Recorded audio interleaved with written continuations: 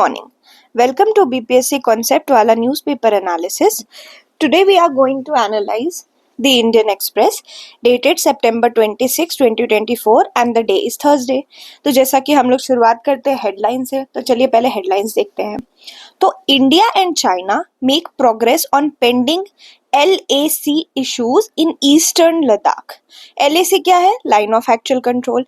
आपको पता ही है 2020 के दौरान इंडिया और चाइना के बीच में प्रॉब्लम्स हो गए थे लाइन ऑफ एक्चुअल कंट्रोल में, और वही चीज को लेकर के डिसएंगेजमेंट चल रही है. डिसएंगेजमेंट मैंने समझाया था आप लोगों को, जब दोनों साथ में अग्री करें कि हम दोनों यहाँ से इस एरिया से निकलते हैं, और म्यूचुअली अग्रीड चीज होती है डिसएंगेजमेंट. ठीक है, तो वो डिसएंगेजमेंट करना बहुत जरूरी है, तभी जाके जब दोनों पीछे हटेंगे तभी वहां पे वॉलिटिलिटी खत्म होगी.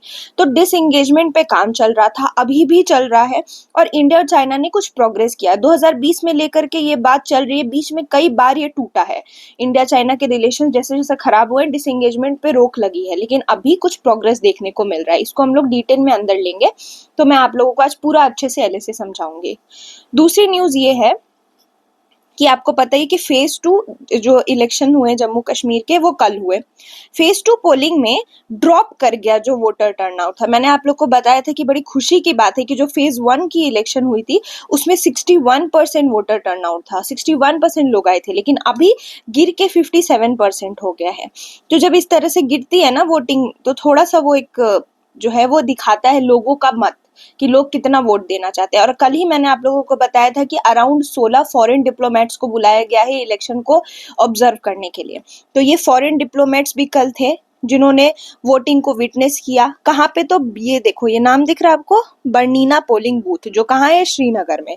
और ये दिख रहा होगा आपको फॉरेन डिप्लोमेट्स है. कितनी कंट्रीज मैंने कल बताई थी, कौन कौन सी बताई थी? यूएस बताया था मैंने आपको, यूरोप से बड़े बड़े डिप्लोमेट्स आए हुए हैं. ठीक है, ऑस्ट्रेलिया से आए हुए हैं. तो एक ना ये इशू ऑफ प्राइड हो जाता है हमारे लिए. और कल बताया था मैंने आपको, फ्री एंड फेयर इलेक्शन के लिए जरूरी है कि ग्रेटर पार्टिसिपेशन हो. तो ये ग्रेटर पार्टिसिपेशन ये वोटर टर्नआउट बताता है. तो ये 57% गिर गया है. ये कुछ इंपॉर्टेंट आपके काम की चीज थी. बाकी तो जो भी इस बार हेडलाइंस है वो एग्जाम पर्सपेक्टिव से उतनी इंपॉर्टेंट नहीं है. तो चलिए अब हम लोग सीधे डिटेल में घुसते हैं न्यूज पे.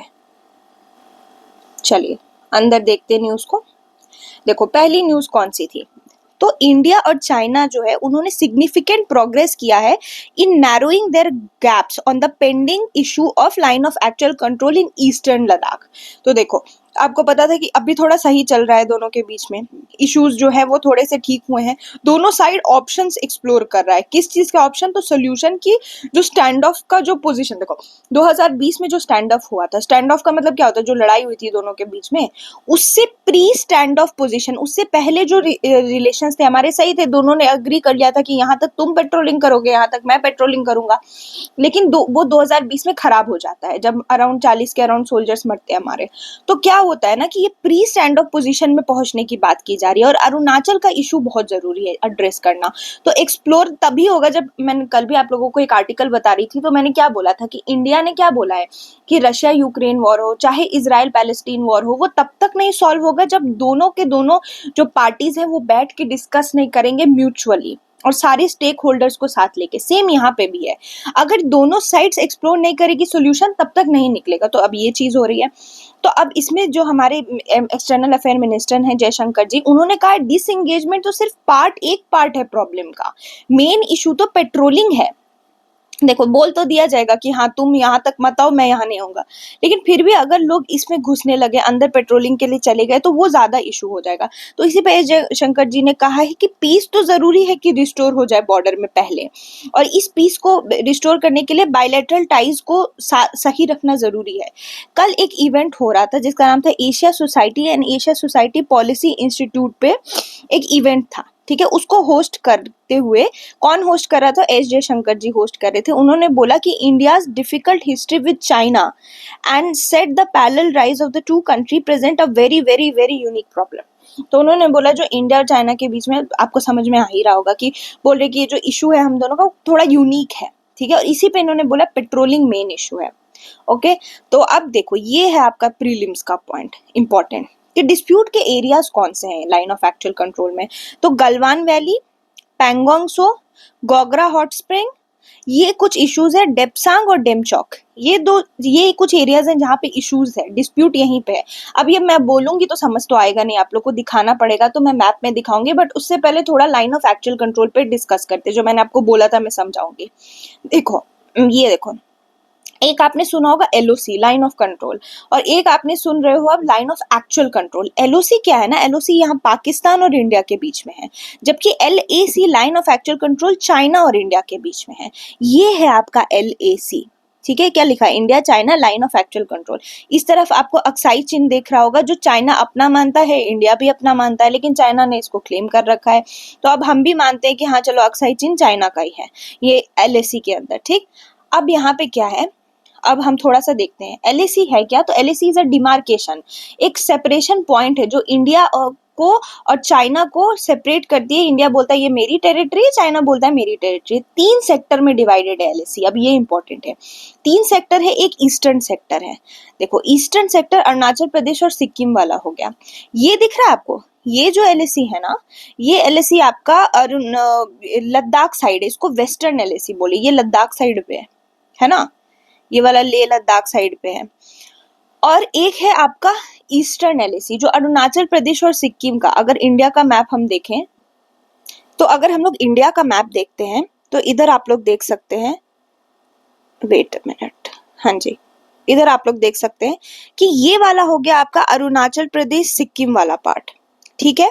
तो ये ईस्टर्न एलएसी में फॉल कर गया। उसके बाद आपका आता है एक है, 3 पार्ट में डिवाइड है। एक हो गया आपका ईस्टर्न जो अरुणाचल प्रदेश सिक्किम देख लिया, एक है मिडिल जो उत्तराखंड और हिमाचल प्रदेश वाले एरिया में आ जाता है, ठीक है।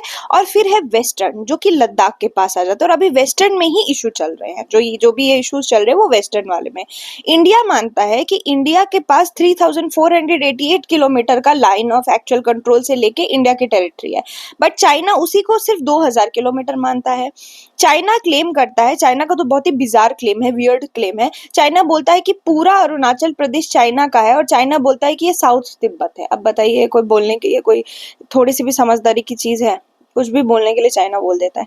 ये देखिए, ये रहा आपका अरुणाचल प्रदेश। चाइना क्या बोल रहा है कि जो तिब्बत है, साउथ तिब्बत, ये दिख रहा है चाइना का तिब्बत, यहाँ पे ये साउथ तिब्बत चाइना बोलता है ये हमारा है, पूरा अरुणाचल हमारा है। तो ये तो कोई एब्सर्ड सी बात हो गई। दूसरा जो आपको हमने बताया, ये उत्तराखंड हिमाचल वाला, और ये है लद्दाख वाला एलएसी। यहीं पे आपका प्रॉब्लम चल रहा है, ये वेस्टर्न वाले एलएसी में प्रॉब्लम चल रहा है, ठीक। तो हमेशा याद रखना है 3 पार्ट में एलएसी डिवाइडेड है, ठीक। और एक बहुत मेजर डिफरेंस एलएसी और एलओसी में मैं आपको बताऊं, एलएसी एक कॉन्सेप्ट है, ठीक है। एलएसी खुद का कॉन्सेप्ट है जो दोनों कंट्री ने बना लिया है। इसमें कोई ट्रीटी नहीं साइन हुई, ना किसी ने कोई ऐसे अग्रीमेंट किया। जबकि LOC line of actual control 1948 में डिसाइड होता है, म्यूचुअली दोनों कंट्री डिसाइड करती है, और यूएन नेगोशिएशन में मदद करता है। उसके बाद शिमला अग्रीमेंट होता है, बहुत सारी चीजें होती है। लेकिन एलएसी में ऐसा कुछ नहीं, LAC is just a concept, ठीक है। अब अगर मैंने आपको फ्रिक्शन पॉइंट्स बताए, तो अब फ्रिक्शन पॉइंट्स का मैप बहुत जरूरी हो जाता है। तो हम लोग अब वेस्टर्न लद्दाख जो कि है उसमें हम लोग फ्रिक्शन पॉइंट देखते हैं। तो ये तो बता दिया मैंने आपको। अब ध्यान से देखिए, ये है आपका गालवान वैली, यहीं पे 2020 में क्लैश हुआ था। ये गालवान दिख रहा है आपको, यहाँ नीचे जो है ये है आपका पैंगोंग सो लेक। पैंगोंग सो लेक भी एक ऐसा एरिया है जहाँ पे लड़ाई चलती है। दूसरा ये हॉट स्प्रिंग एरिया, यहाँ पे भी प्रॉब्लम चला है। ये देखिए लाल वाला जो है ना, ये आपका एलएसी है, और यहीं पे पैंगोंग सो लेक है। पैंगोंग सो लेक देख रहे हैं, आधा चाइना में है, आधा इंडिया में है। पैंगोंग सो को लेकर के ना बहुत सारी इंपॉर्टेंट चीजें आपके प्रीलिम्स के लिए, जो मैं अभी तुरंत बताऊंगी, 2 मिनट दीजिए मुझे। उसके बाद जो है ये डेप्सांग एरिया आपको दिख रहा होगा, डेप्सांग में भी लड़ाई चलती है, और डेमचौक भी। अभी अगर रियलिटी में बताएं तो जो ये एरिया है ना, गलवान, पैंगोंग सो और गोगरा, यानी कि ये और ये, यहाँ पे ये तीनों एरियाज में अभी थोड़ा सा प्रोग्रेस आया। मतलब डिसाइड किया है चाइना इंडिया ने कि हाँ कुछ बफर जोन बनाएंगे। बफर जोन क्या होता है? बफर जोन का मतलब होता है इस एरिया में ना चाइनीज लोग आएंगे ना इंडियन आएंगे। बफर जोन बहुत जरूरी होता है ऐसी एरिया में जहाँ पे लड़ाई हो गई होती है। लेकिन जो ये देपसांग और डेमचोक है, यहाँ पे अभी तक इस तरह का कोई प्रोग्रेस नहीं देखा गया है। यहाँ पे प्रोग्रेस करना जरूरी है। इंपॉर्टेंट आपके लिए दौलत बेग ओल्डी रोड हो जाता है। गालवान तो बता ही दिया मैंने, थोड़ा पैंगोंग सो के बारे में बता देती हूँ। पैंगोंग सो लेक ना कभी भी आ सकता है एग्जाम में, ठीक है। पैंगोंग सो लेक की बात करें तो पहले तो आपको पता चल गया कि हाँ लाइन ऑफ एक्चुअल कंट्रोल के पास है और इसमें ये इशू है। तो पैंगोंग सो लेक, पैंगोंग सो लेक जो है वो तिब्बतन वर्ड पैंगोंग सो से आता है, जिसका मतलब होता है हाई ग्रासलेटेड। इंपॉर्टेंट चीजें इसके बारे में मैं आपको फटाफट 2-3 पॉइंट बता देती हूँ। प्रीलिम्स पर्सपेक्टिव अब मेरा ज्यादा रहेगा, मैंने आपको पहले ही बताया। ये एक एंडोरिक लेक है। एंडोरिक लेक का मतलब जानते हैं आप लोग? लैंड लॉक्ड लेक है। लैंड लॉक मतलब चारों तरफ से ये जमीन से घिरा हुआ है, बीच में लेक है। ये देखिए, दिख पा रहा है आपको? इधर चाइना है, इधर इंडिया है, पूरा जमीन है। कहीं भी कोई नदी का सोर्स दिख रहा हो आपको या कुछ ऐसा दिख रहा हो? नहीं, लैंड लॉक लेक है, एंडोरिक लेक है, ठीक है। दूसरा, इसको highest salt water lake of the world बोलते हैं। वर्ल्ड का हाईएस्ट सॉल्ट वाटर लेक है, मतलब फ्रेश वाटर है नहीं, इसका नमकीन है, तो ये हाईएस्ट सॉल्ट वाटर लेक है। दूसरी चीज, ये अपना कलर चेंज करता है, कलर चेंजिंग लेक है। कभी रेड, कभी कुछ अलग अलग चीजें दिखता है, उनके एल्गी पे डिपेंड करता है, ठीक है। ये सारी कुछ इंपॉर्टेंट चीज है जो आपको पैंगोंग सो के बारे में आपको जानना जरूरी है, ठीक है। एंडोरिक लेक होने की वजह से क्या है ना, ये नमकीन हो गया है। जबकि आपने कभी सोचा है कि इतनी ऊंचाई पर कोई लेक है, वो इस नमकीन कैसे हो गया? वो नमकीन इसलिए है क्योंकि एंडोरिक है। जब भी कोई एंडोरिक लेक होता है ना, उसके पास कोई आउटलेट नहीं होता। मैंने आपको बोला लैंडलॉक है, मतलब नो आउटलेट, कोई आउटलेट नहीं है जिससे पानी बाहर जा सके। ना कोई लेक है, ना कोई रिवर है, ना ओशियन है। No river, no ocean. तब इस सिचुएशन में क्या होता है ना, जब भी कोई इवेपोरेशन होती है लेक में, तो इवेपोरेशन होने के बाद जो नमक है वो उधर ही रह जाता है, ग्राउंड में ही सीप कर जाता है। और ग्राउंड में सीप करने की वजह से जो नमक का कंटेंट है और मिनरल का कंटेंट वो बढ़ता रहता है। तो कभी भी कुछ भी पढ़ो तो ऐसा नहीं कि रट लिया एंडोरिक है, रटना नहीं है, हमें समझना है कि क्यों एंडोरिक है। इसी सॉरी सलाइन है, क्यों सलाइन है? क्योंकि एंडोरिक है। तो ये कुछ इंपॉर्टेंट चीजें थी आपके लिए प्रीलिम्स पर्सपेक्टिव से। नेक्स्ट, आपको पता है तर्कश हमारी बुक है प्रीलिम्स की, प्रैक्टिस करिए इस पे जितना कर सकते हैं, इसके सोल्यूशन पढ़िए। दूसरा, आपके एक और बीपीएससी अभ्यास पे एमसीक्यू बुक है, ये भी पढ़ सकते हैं, ठीक है। चले नेक्स्ट, आपको एक बार मैंने बताया था कि दिल्ली में जो है वो 21 पॉइंट विंटर एक्शन प्लान लाने की बात की गई थी। जितने भी इन्वायरमेंट मिनिस्टर्स हैं उन्होंने बोला था कि ठंड आने से पहले विंटर एक्शन प्लान लाया जाएगा। क्यों? क्योंकि ठंड के टाइम दिल्ली में बहुत घटिया पोल्यूशन होती है। जो भी लोग रहे हैं दिल्ली में वो एक टर्म से बहुत ज्यादा फेमिलियर होंगे, स्मॉग। स्मॉग क्या होता है? Smoke plus fog. और ये इतना खराब सिचुएशन हो जाता है ठंड के दौरान। क्यों होता है ये भी मैंने आप लोगों को समझाया था। एक तो क्रैकर्स लेकिन बहुत छोटा सा रीजन है, कभी भी क्रैकर्स बहुत बड़ा रीजन नहीं होता इसका। दूसरा है वेहिकुलर पोल्यूशन। दिल्ली में बहुत गाड़ियां हैं और वेहिकुलर इमिशन की वजह से बहुत ज्यादा स्मॉग निकलता है। और तीसरा जो आप सब जानते होंगे वो है स्टबल बर्निंग। जो आसपास का जो दो ऐसा राज्य है, पंजाब और हरियाणा, यहाँ से क्या होता है, स्टबल फार्मिंग करते हैं, तो स्टबल परती जलाते हैं। परती जलाना सुना है ना आपने? परती जलाते हैं। तो ये 3 रीजन की वजह से दिल्ली में ठंड के समय बहुत जीने लायक नहीं रहता। ऐसी हवा हो जाती है ना, इतना घटिया क्वालिटी हो जाता है कि लोगों को मास्क पहन के घूमना पड़ता है। और अगर नहीं घूमो तो बहुत सारी प्रॉब्लम्स हो जाती हैं। तो इसीलिए इस साल सरकार पहले से ही सतर्क हो गई और 21 पॉइंट का विंटर एक्शन प्लान अनवील करके लाई है आपके लिए। अब ये बहुत इंपॉर्टेंट हो जाता है प्री के लिए, मेंस के लिए, सबके लिए, ठीक है। मेंस के पर्सपेक्टिव तो बाद में देखेंगे, बट थोड़ा सा बात कर लेते हैं इस न्यूज के बारे में। तो रियल टाइम मॉनिटरिंग की मैंने आपको बात बताई थी, आर्टिकल मैंने लिया था। अगर आप लोगों को अच्छे से अगर पढ़ा होगा अच्छे से तो याद होगा कि मैंने आपको बताया था रियल टाइम मॉनिटरिंग होगी पोल्यूशन हॉटस्पॉट की। किसके थ्रू? ड्रोन के थ्रू। फायर क्रैकर पे बैन होगा। ये सारी कुछ चीजें हैं जो इसमें मेजर में मैं डिटेल में बताऊंगी। इन्वायरमेंटल मिनिस्टर कौन है? गोपाल राय। उन्होंने वेडनेसडे को अनाउंस किया 21 पॉइंट विंटर एक्शन प्लान, और ये रियल टाइम मॉनिटरिंग करेगा। रियल टाइम मॉनिटरिंग होगा तो उसी टाइम आइडेंटिफाई कर लिया जाएगा कि कौन से सोर्स से आ रहा है। रियल टाइम मॉनिटरिंग का यही फायदा है, ठीक है। उसके अलावा पहली बार डिसाइड हुआ है कि ड्रोन से मॉनिटर किया जाएगा पोल्यूशन हॉटस्पॉट को, यानी कि हम लोग टेक्नोलॉजी का यूज कर रहे हैं, ठीक है। जो पोल्यूशन जो राय जी हैं उन्होंने बोला है कि एक 6 मेंबर टास्क फोर्स बनी है जिसमें ऑफिशियल से इन्वायरमेंट के, ट्रांसपोर्ट के, रेवेन्यू के, पीडब्ल्यूडी के, ट्रैफिक पुलिस के और म्युनिसिपल कॉर्पोरेशन के, ये पूरे सिचुएशन को असेस करेंगे। यानी कि ये कमेटी काफी होलसम कमेटी है कि नहीं? इसमें वो सारे इंपॉर्टेंट स्टेक होल्डर्स हैं जिनका रोल प्ले होता है पोल्यूशन के फॉर्म पे। जितने भी कंस्ट्रक्शन साइट्स है 500 के स्क्वायर किलोमीटर के, उनको कंप्लीटली मैंडेट रजिस्ट्रेशन, मतलब अप्रोप्रिएट पोर्टल पे रजिस्ट्रेशन कराना पड़ेगा, ठीक है। और जो भी वर्कर्स वहां पे काम करेंगे कंस्ट्रक्शन साइट पे, उनको सेंसिटाइज किया जाएगा पोल्यूशन नॉर्म को लेकर कि ऐसे काम करो कि पोल्यूशन नहीं आए। 85 रोड स्वीपिंग मशीन्स आएंगी, 500 वाटर स्प्रिंकलर्स आएंगे, 200 मोबाइल एंटी स्मॉग गन्स आएंगी। ये सारे यूज किए जाएंगे और एक एंटी डस्ट कैंपेन चलेगा अक्टूबर 7 से। ये मतलब ये सारी कुछ बहुत ही यूनिक चीजें हैं जो इस बार की जा रही है, जो कि बहुत अच्छा भी लग रहा है मुझे आप लोगों को बताते हुए कि इंडिया टेक्नोलॉजी का अब फाइनली राइट यूज कर रहा है। राय जी ने ये भी कहा है कि ये जो यूनिक प्लान है ना, ये ऑनर करेगा जो लोग भी कंट्रीब्यूट करते हैं एयर पोल्यूशन कंट्रोल करने में। और उनको क्या मिलेगा? उनको अवार्ड मिलेगा। अवार्ड का नाम इंपॉर्टेंट हो जाता है हरि रत्न अवार्ड, जो कि पॉजिटिव इंकरेजमेंट के लिए मिलेगा। कोई भी इंसान ऐसे ही काम नहीं करता, जब तक आप उसको किसी तरह से प्रेज नहीं दोगे तो इंसान अकेले क्यों करता रहेगा। आप लोग भी पढ़ाई क्यों कर रहे हो? ताकि आपके पढ़ाई का एक कोई आउटकम मिले, प्रेज मिले। आपका प्रेज है आपकी नौकरी, और जो लोग यहाँ पोल्यूशन की मदद करेंगे उनका प्रेज होगा हरि रत्न अवार्ड। ठीक, ये नाम याद रखना, हरि रत्न अवार्ड।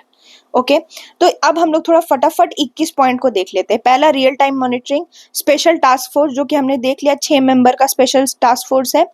डस्ट और वेहिकुलर पोल्यूशन को कंट्रोल करा जाएगा, स्टबल वार्निंग को। ऑपरेट किया जाएगा ग्रीन वॉर रूम, ये बहुत यूनिक है, एक वॉर रूम बनेगा। एक ऐप आएगी जिसका नाम होगा ग्रीन दिल्ली ऐप, और ई वेस्ट इको पार्क बनेगा।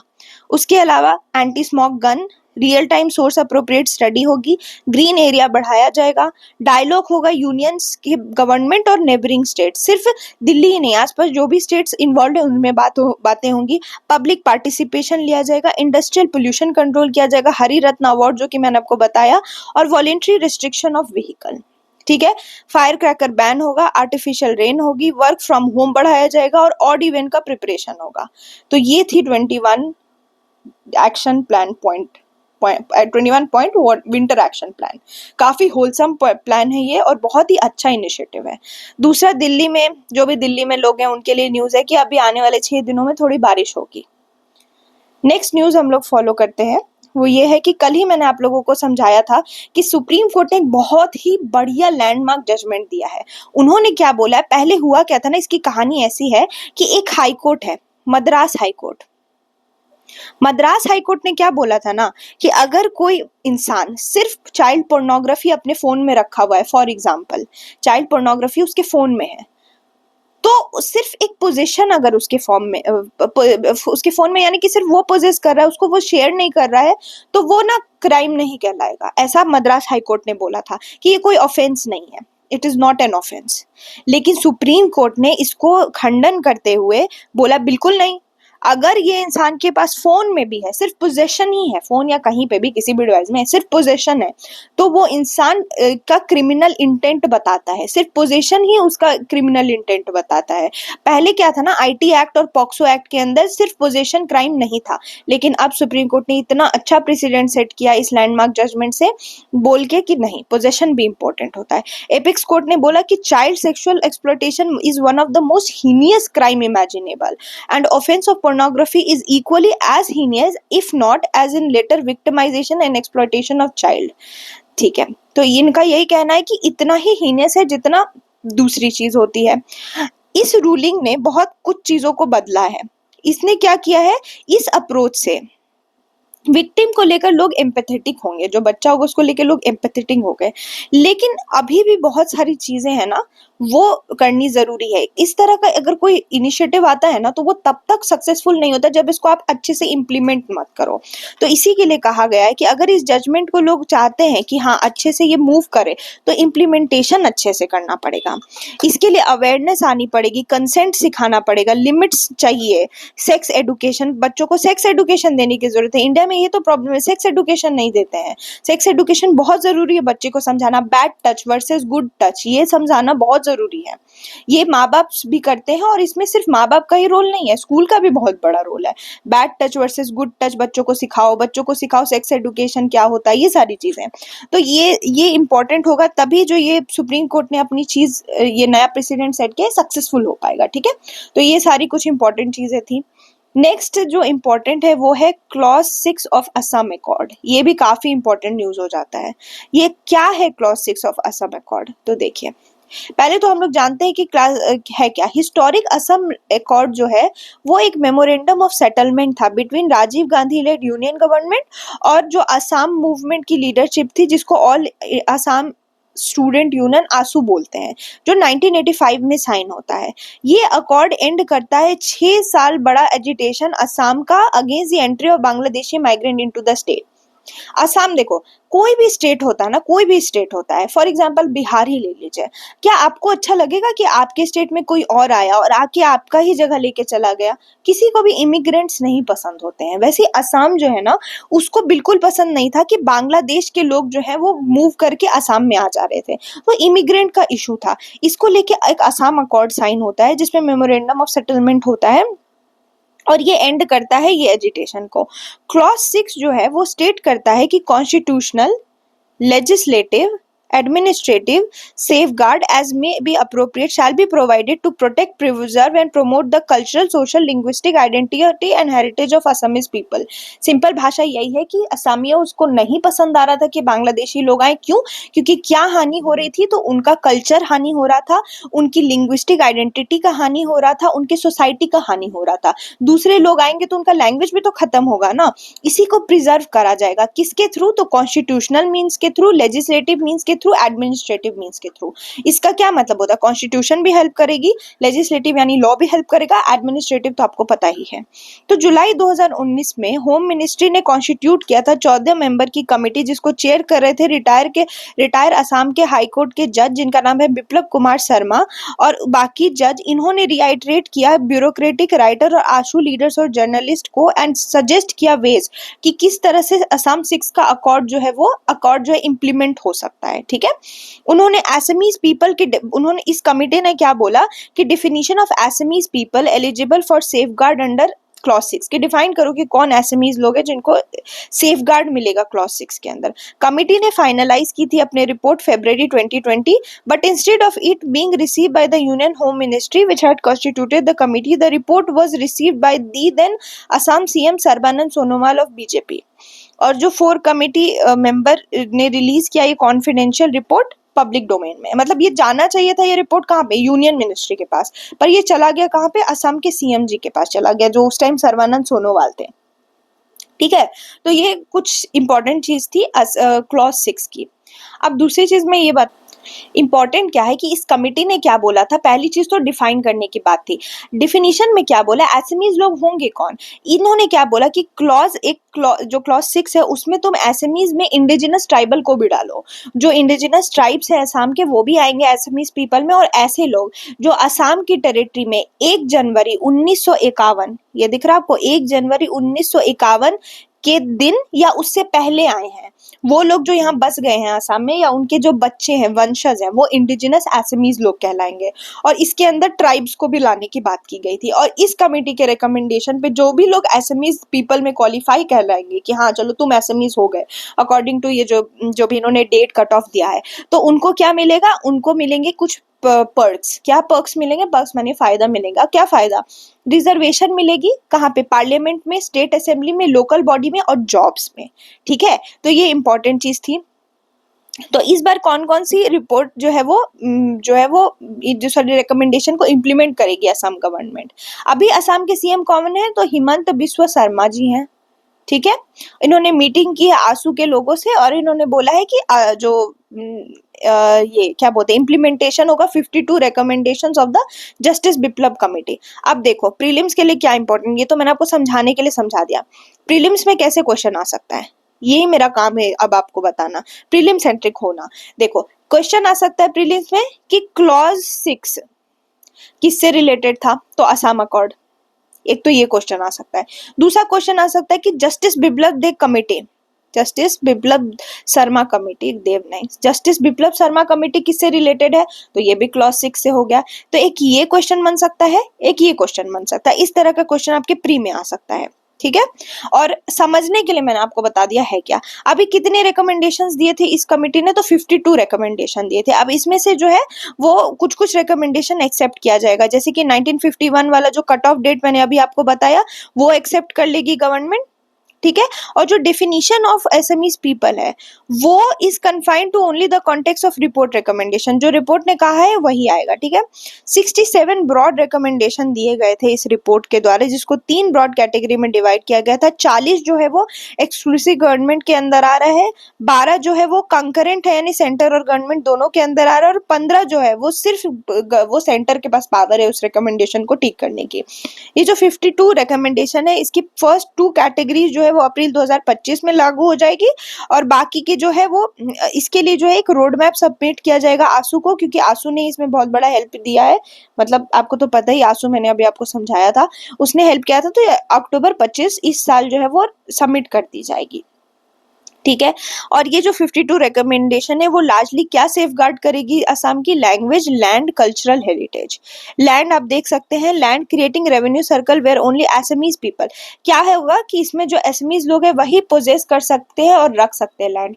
पहले भी जो बहुत सारे ऐसे पहाड़ी एरिया है ना, वहां पे आप जैसे अरुणाचल प्रदेश, हिमाचल प्रदेश, यहाँ आप जमीन नहीं खरीद सकते, वैसे ही असम में भी हो जाएगा, एसएमईज हो तभी जमीन रख सकते हो। दूसरा, टाइम बाउंड मैनर में जो है वो एसएमईज लोग जो है उनको लैंड टाइटल दिया जाएगा।